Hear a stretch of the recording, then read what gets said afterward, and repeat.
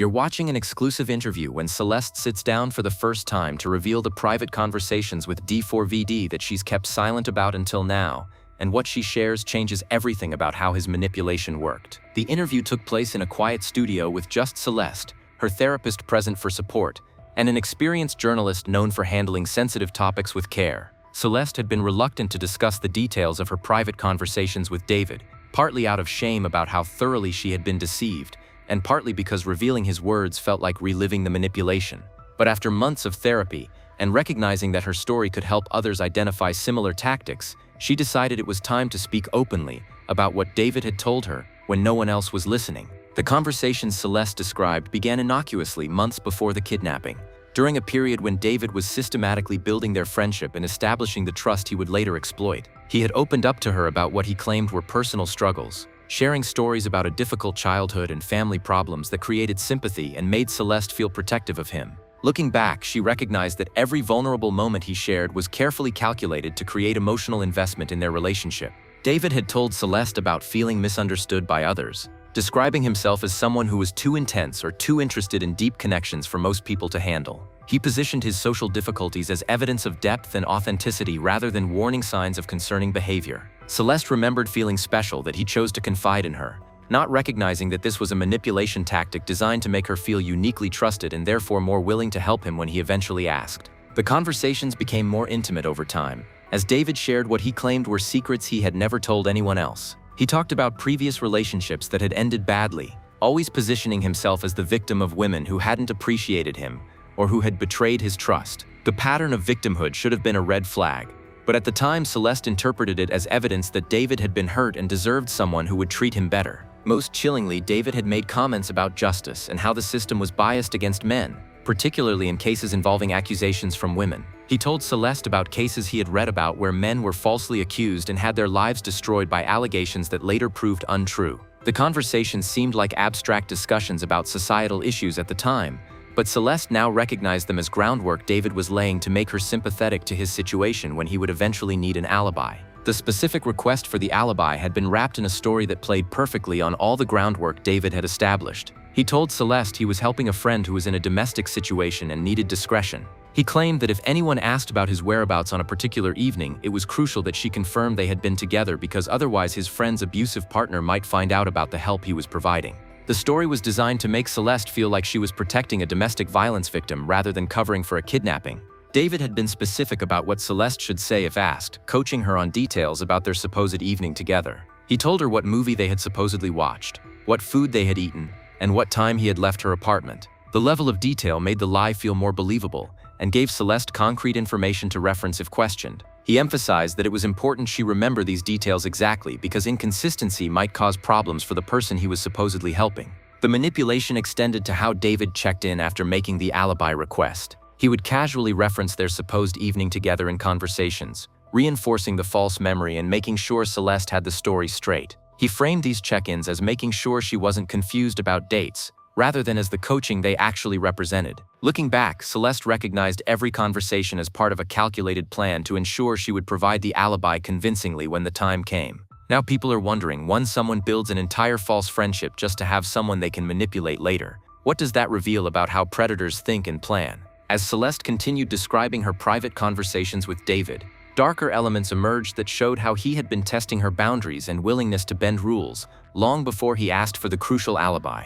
The pattern revealed someone who was methodically assessing what he could get away with and who was building a relationship specifically designed for future exploitation. David had asked Celeste for small favors early in their friendship, each one slightly more questionable than the last. He asked her to say she had seen him at locations where he hadn't been, claiming he needed to avoid someone who was bothering him. He asked her to accept packages at her address because he was having problems with his mail. He asked her to lie to mutual friends about plans they supposedly had, saying he needed an excuse to get out of social obligations. Each favor was presented with a reasonable explanation, and each required Celeste to be slightly dishonest on his behalf. The escalation of requests was so gradual that Celeste didn't recognize she was being groomed to provide increasingly significant lies. Each time she agreed to a small deception, it became easier for David to ask for something slightly larger. By the time he requested the alibi for the evening of the kidnapping, Celeste had already established a pattern of helping him with situations that required her to be less than truthful. The progression had been so carefully managed that the final request didn't feel dramatically different from what she had done before. Celeste described conversations where David had tested her loyalty by telling her things in confidence, and then checking whether she had kept his secrets. He would share information and then casually mention it to mutual friends to see if they brought it up, using their reactions to determine whether Celeste had maintained confidentiality. When she proved trustworthy with secrets, David escalated what he was willing to share with her, building toward the point where he could trust her with the alibi deception. The private conversations included David sharing what he claimed were his darkest thoughts and fears, creating intimacy through vulnerability. He talked about feeling like he didn't fit in society's expectations, and about having urges or thoughts that he knew were wrong but couldn't control. At the time, Celeste interpreted these conversations as David trusting her with his mental health struggles. Looking back, she recognized them as testing whether she would report concerning statements or would maintain confidence even when what he shared was troubling. David had also shared his extensive knowledge of how law enforcement investigations worked, presenting it as intellectual curiosity about criminal justice. He explained how alibis were verified, how cell phone records could be tracked, how surveillance footage was analyzed, and how witness statements were evaluated. The conversations seemed like interesting discussions about crime solving, but Celeste now understood that David was educating her about exactly what investigators would look for, so she could help him avoid detection. Most disturbing were comments David made about control and relationships. He told Celeste that people were easier to influence than they realized, and that understanding psychology meant you could get people to do almost anything if you approached it correctly. He framed these statements as observations about human nature rather than as descriptions of his own manipulation tactics. Celeste remembered feeling uncomfortable with some of these comments, but dismissing her discomfort as overreaction to someone who was just intellectually curious about how people worked. The conversations after the kidnapping, when David was reinforcing the alibi story, took on a more urgent tone that should have alarmed Celeste, but instead made her feel trusted and important. David emphasized how crucial it was that she remember their story exactly, and how much he was relying on her support. He expressed gratitude and made her feel like she was helping protect someone vulnerable rather than covering for a crime. The emotional manipulation was sophisticated enough that Celeste genuinely believed she was doing the right thing. David had also prepared Celeste for the possibility that investigators might question her, telling her it was normal for police to check alibis and that she shouldn't be nervous because she was just telling the truth about their evening together. His coaching was designed to make her confident when speaking with investigators rather than showing the nervousness that might indicate deception. He framed the investigation as an unfortunate inconvenience caused by false accusations rather than as a legitimate inquiry into serious crimes. When someone spends months building a relationship specifically to create a person they can manipulate into lying for them, how many other relationships in their life are similarly calculated rather than genuine? The revelation of David's private conversations with Celeste prompted psychological experts to analyze the specific manipulation tactics he employed and explain how even intelligent, self-aware people can be deceived by sophisticated predators who understand human psychology and exploit vulnerabilities systematically. Dr. Amanda Rodriguez, a psychologist specializing in manipulation and coercive control, provided detailed analysis of the techniques David used with Celeste. She identified the gradual escalation of requests as a classic grooming pattern, where each small compliance makes the next slightly larger request feel reasonable. The technique works because people want to be consistent with their previous behavior. So once they've helped with small deceptions, larger lies feel like natural extensions rather than dramatic departures. The creation of false intimacy through selective vulnerability was another sophisticated tactic, Dr. Rodriguez highlighted. David's sharing of supposed personal struggles and secrets created a sense of special connection that made Celeste feel obligated to support him. The vulnerability was carefully calculated to target Celeste's specific values and personality traits: her empathy, her desire to help people in difficult situations, and her loyalty to friends. David had studied Celeste enough to know exactly what approach would be most effective with her specifically. The framing of requests as protecting others rather than helping himself was particularly manipulative because it appealed to Celeste's altruistic instincts. By claiming he needed the alibi to protect a domestic violence victim, David transformed an act of deception into what Celeste perceived as moral action. The reframing meant Celeste wasn't just agreeing to lie, but was convinced she was doing something good. This made her more committed to maintaining the deception and less likely to question whether David's story was truthful. Experts noted that David's testing of Celeste's willingness to keep secrets and bend rules served multiple purposes. It allowed him to assess her reliability while also gradually normalizing dishonesty in their relationship. Each small lie Celeste told on his behalf reduced her psychological resistance to deception and made it easier for her to rationalize larger lies later. The progressive desensitization was a deliberate strategy that David almost certainly learned through experience manipulating others. The educational conversations about criminal investigations that David had with Celeste demonstrated sophisticated planning. By teaching her how investigations worked, he was essentially training her to provide the alibi in ways that would withstand scrutiny. She knew what investigators would look for because he had told her, allowing her to prepare for their questions and provide responses that seemed credible. The education was disguised as intellectual discussion when it was actually criminal training. Forensic psychologists examining David's statements to Celeste about control and manipulation noted that predators often can't resist hinting at their true nature even while maintaining their cover. The comments about how easy people were to influence represented David essentially bragging about his skills while testing whether Celeste would recognize he was describing his behavior toward her. Her failure to make that connection confirmed she was successfully manipulated and validated his assessment of her as a useful target. The emotional manipulation after the kidnapping, when David reinforced the alibi story, showed his understanding of how to maintain deception under pressure.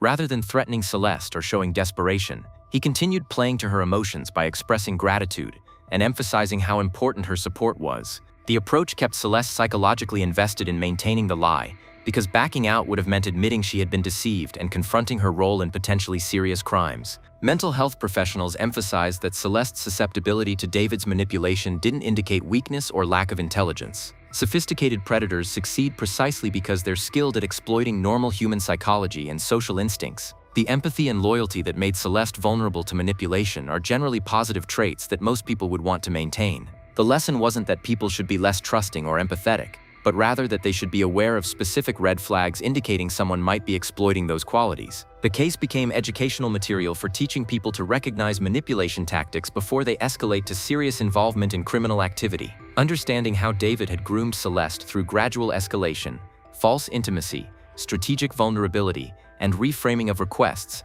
helped people identify similar patterns in their own relationships. The education focused on recognizing when someone is testing boundaries or creating situations where you feel obligated to lie or keep secrets that make you uncomfortable. When manipulation is sophisticated enough to make victims believe they're acting morally while actually covering for crimes, what warning signs can people learn to recognize before they're in too deep? Celeste's revelation of specific text messages and written communications from David provided concrete evidence of his manipulation tactics and allowed experts to analyze the language patterns predators use when grooming victims. The messages showed calculated choices in word selection, pacing, and emotional appeals that maximized effectiveness while leaving minimal evidence of coercion. The early text messages between David and Celeste showed him establishing a pattern of frequent contact that created a sense of closeness and availability. He would text good morning and good night messages, check in about her day, and share small details about his own life in ways that mimicked the communication patterns of close friendships. The frequent contact was designed to make Celeste feel important to David, while also normalizing constant communication that he could later use for coaching and reinforcement. David's messages carefully balanced vulnerability with strength. Portraying himself as someone who had struggles but was handling them with courage, he shared enough difficulty to create sympathy without seeming so troubled that Celeste would be alarmed or think he needed professional help. The calibration showed sophisticated understanding of how to appear sympathetic without appearing dangerous, maintaining the image of someone who deserved support rather than someone who posed risks. The messages where David first introduced the idea of helping his friend in a domestic situation were masterfully constructed to appeal to Celeste's values. He emphasized the friend vulnerability, the importance of discretion, and the potential danger if the abusive partner discovered the help being provided. The language was designed to make Celeste feel like she was part of protecting someone at risk, transforming what was actually a request to provide false alibi into what felt like an act of moral courage. Text messages after the alibi request showed David reinforcing the story through casual references that reminded Celeste of the details without being obviously coaching. He would mention the movie they supposedly watched or reference something that supposedly happened during their evening together, embedding the false memory through repetition. The technique was subtle enough that Celeste didn't recognize it as manipulation, but effective enough that she could recall the fabricated details when questioned by investigators. Communications after the kidnapping showed David's messages becoming more emotionally manipulative as he worked to ensure Celeste maintained the alibi. He expressed gratitude in ways designed to make her feel valued and important to him. He emphasized how much he relied on her support and how difficult his situation would be without her help. The messages created emotional obligation that made it harder for Celeste to consider backing away from the lie. Linguistic experts analyzing David's messages identified specific patterns common in manipulative communication. He used indirect language that left him plausible deniability if messages were ever examined, never explicitly asking Celeste to lie, but instead framing requests in ways that led her to offer help. He mirrored her language patterns and emotional expressions, creating a sense of similarity and connection. He used open-ended questions that led Celeste to volunteer information rather than directly asking for what he wanted, making her feel she was making autonomous choices rather than being directed. The pacing of David's messages demonstrated sophisticated understanding of when to push and when to back off. After making a request, he would give Celeste space to process rather than pressuring for immediate responses. The patience allowed her to come to decisions that felt like her own rather than feeling coerced. When she agreed to help, he would reinforce quickly with gratitude and emotional warmth, conditioning her to associate helping him with positive feelings. Messages where David shared his knowledge of criminal investigations were framed as interesting information he thought Celeste would find fascinating, never as tactical intelligence he was providing to help her deceive investigators. The framing maintained the appearance of innocent conversation while actually preparing her for exactly the situation she would later face. The dual purpose of his messages, appearing benign while actually being strategic, demonstrated how predators communicate in ways that seem innocent when examined individually, but serve calculated purposes when viewed collectively. The revelation of these messages prompted social media discussions about what text message patterns might indicate manipulation in relationships. People shared their own experiences with partners or friends who had used similar tactics, creating community around recognizing red flags in digital communication. The education focused on being aware when someone is creating artificial intimacy through excessive contact, testing boundaries through requests that escalate gradually, or coaching responses to questions about the relationship. Celeste's decision to share these messages despite the embarrassment of showing how thoroughly she was deceived demonstrated courage and commitment to helping others avoid similar manipulation. She acknowledged that reading the messages in hindsight showed manipulation that should have been obvious but that in real time had felt like genuine friendship and mutual support. Her honesty about her own failure to recognize the tactics made the education more accessible because it didn't require people to believe they would have done better in her situation. When predators leave written records of their manipulation, what can those messages teach us about recognizing coercive communication patterns before we become too invested in deceptive relationships? The most painful part of Celeste's revelations involved the moment she realized David had been using her, and that everything about their friendship had been calculated rather than genuine. The realization process and her emotional response to understanding the depth of betrayal provided insights into how victims of manipulation process the truth about relationships they believed were real. Celeste described the specific moment her perception shifted from believing David was her friend to understanding he had been manipulating her from the beginning.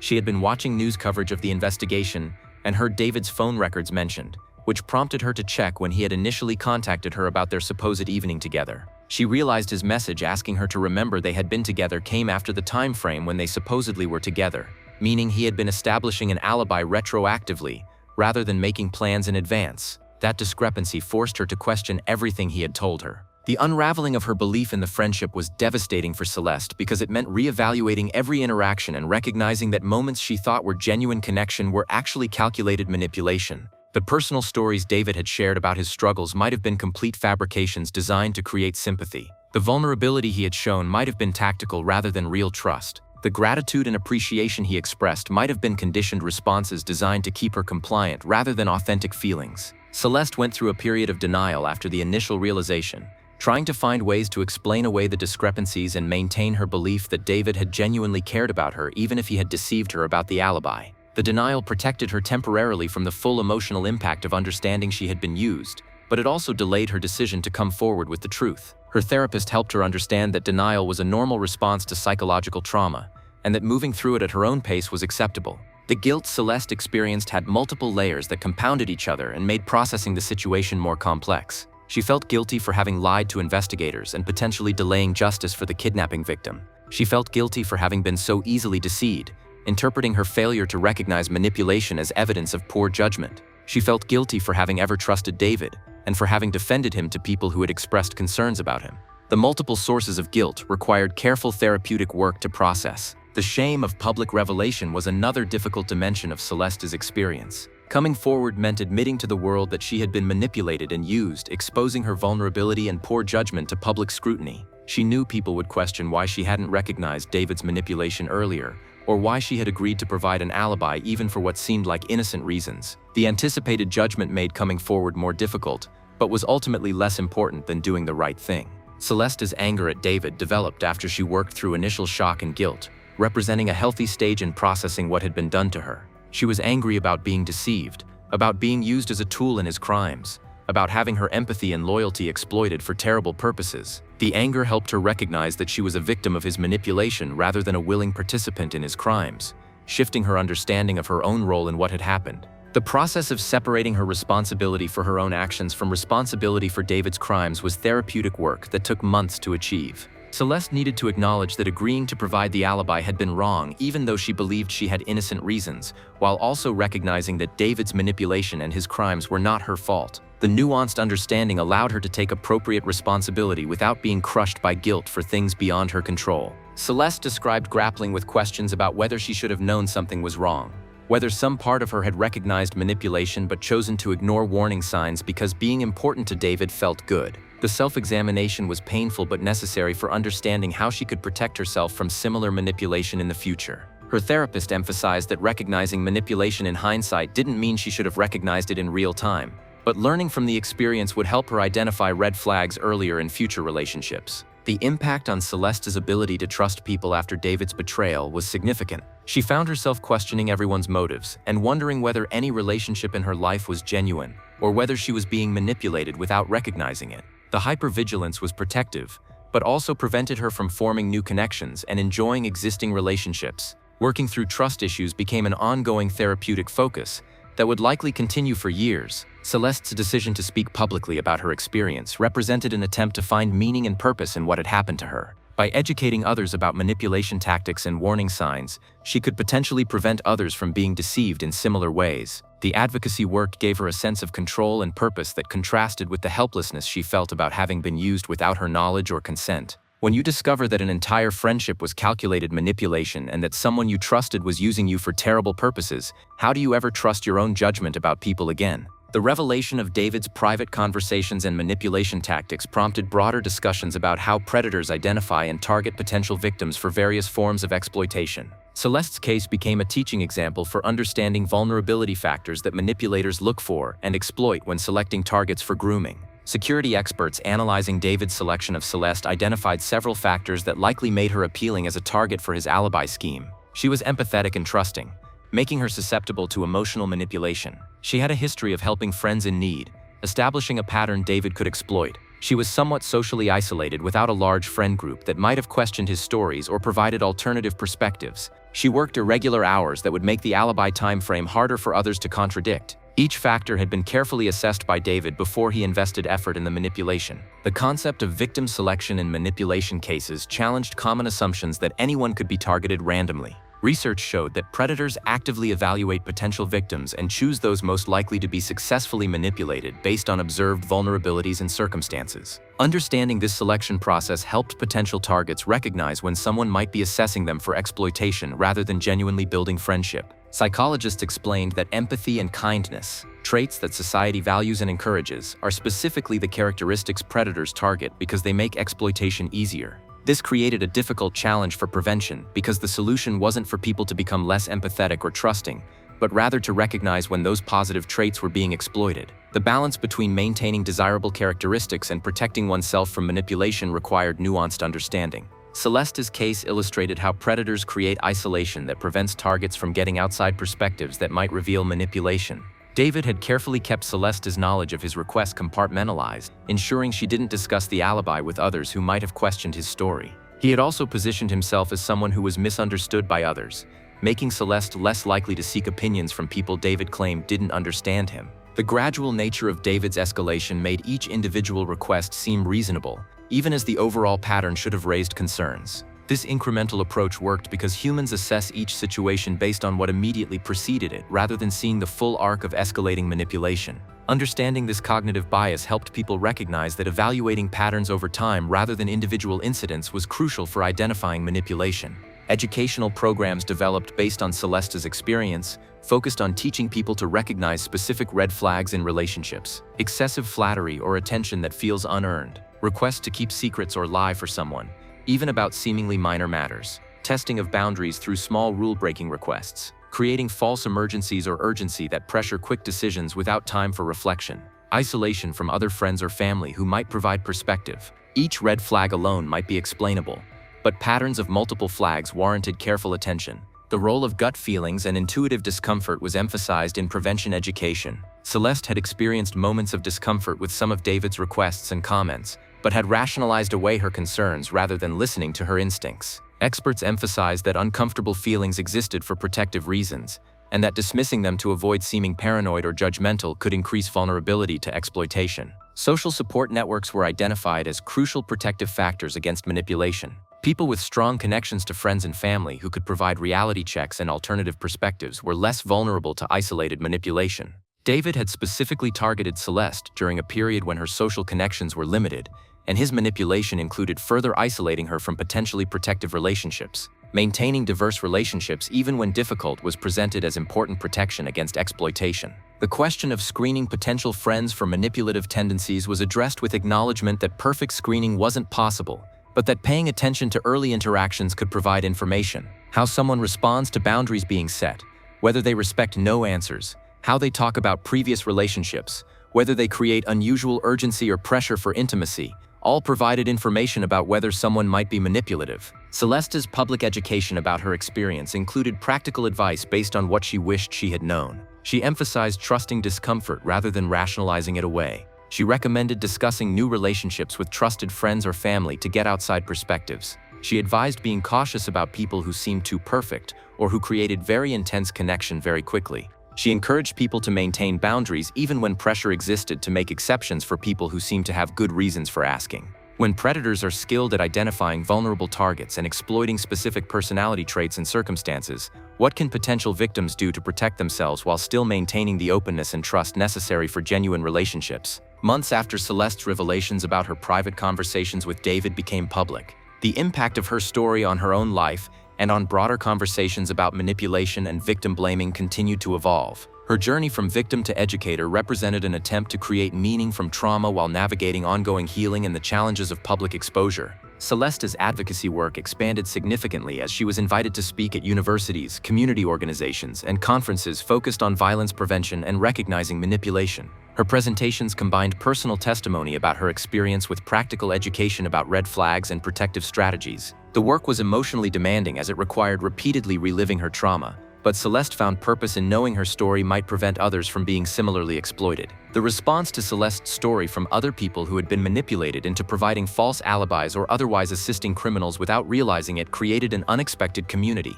People reached out privately to share their own experiences of being deceived and used, finding validation and support in knowing they weren't alone. Some of these individuals became advocates themselves, creating a network of people educating about manipulation from the perspective of lived experience. Celeste's relationship with her own identity evolved as she worked through the trauma. Initially, she had defined herself primarily through her victimization and the guilt she carried about her role in David's crimes. Over time, with therapeutic support, she developed a more complex understanding of herself that included the manipulation she experienced while also acknowledging her agency and the choices available to her moving forward. The identity integration was ongoing work that would likely continue for years. The financial challenges of advocacy work became apparent as Celeste tried to balance sharing her story with maintaining employment and financial stability. Speaking engagements didn't pay enough to support her, and the public exposure from her story made some employers hesitant to hire her. She navigated difficult decisions about how much to prioritize advocacy versus career rebuilding, eventually finding positions where her experience was valued rather than seen as a liability. Celeste's personal relationships required significant work to rebuild trust and connection. Friends who had supported her through coming forward remained in her life, but the intensity of her experience had changed dynamics in ways that took time to navigate. Dating was particularly challenging as Celeste struggled with trust and worried about being vulnerable to manipulation again. Therapeutic work focused on developing healthier relationship patterns while managing hypervigilance that could prevent genuine connection. The question of forgiveness, both of David and of herself, was something Celeste grappled with throughout her healing process. She came to understand that forgiving herself for being manipulated didn't mean dismissing her responsibility for the choices she made, but rather meant accepting that she did her best with the information she had at the time. Forgiveness of David was more complicated, as it wasn't necessary for her own healing, and she wasn't certain he deserved forgiveness for such calculated harm. Celeste's interaction with the criminal justice system after coming forward had been mostly positive, with prosecutors and investigators treating her as a cooperative witness rather than as a suspect. However, she remained aware that her initial lie could have resulted in serious charges if she hadn't been granted immunity. The precarious position made her an advocate for policies that encouraged witnesses to come forward even after initially lying, recognizing that fear of prosecution prevented many people from correcting false statements. The media attention Celeste received for her story was a double-edged sword. While it provided a platform for education and advocacy, It also meant constant public scrutiny and inability to move past the experience privately. She struggled with being defined by her victimization and manipulation, rather than by other aspects of her identity and accomplishments. The challenge of public perception was ongoing and required constant navigation. Celeste's message to others who might be in situations similar to what she experienced was powerful and practical. She emphasized that recognizing manipulation early was ideal, but that coming forward even after being involved in lies or cover-ups was better than continuing to participate. She encouraged people to trust their discomfort and to seek outside perspectives when relationships felt confusing or when someone was asking them to bend rules or keep secrets. She emphasized that being deceived didn't make someone stupid or weak, but rather demonstrated the skill of the manipulator. The long-term impact of Celeste's story extended beyond individual education to influence some policy and practice changes in how manipulation cases were handled. Her experience informed training programs for prosecutors and victim advocates about working with witnesses who had been manipulated into providing false information. Her advocacy contributed to policies making immunity deals more accessible to encourage people to come forward with corrections to false statements they had made while under another person's influence. As time passed, Celeste's healing continued, while the intensity of her public role gradually decreased as media attention moved to other stories. She maintained advocacy work at a sustainable level, while rebuilding other aspects of her life that had been overshadowed by the trauma and its aftermath. Her journey illustrated that recovery from manipulation and betrayal was not linear, but was possible with support, time, and commitment to processing the experience honestly. The final assessment of Celeste's role in the case remained complex, even after her revelations and advocacy work. She had been victimized by David's manipulation,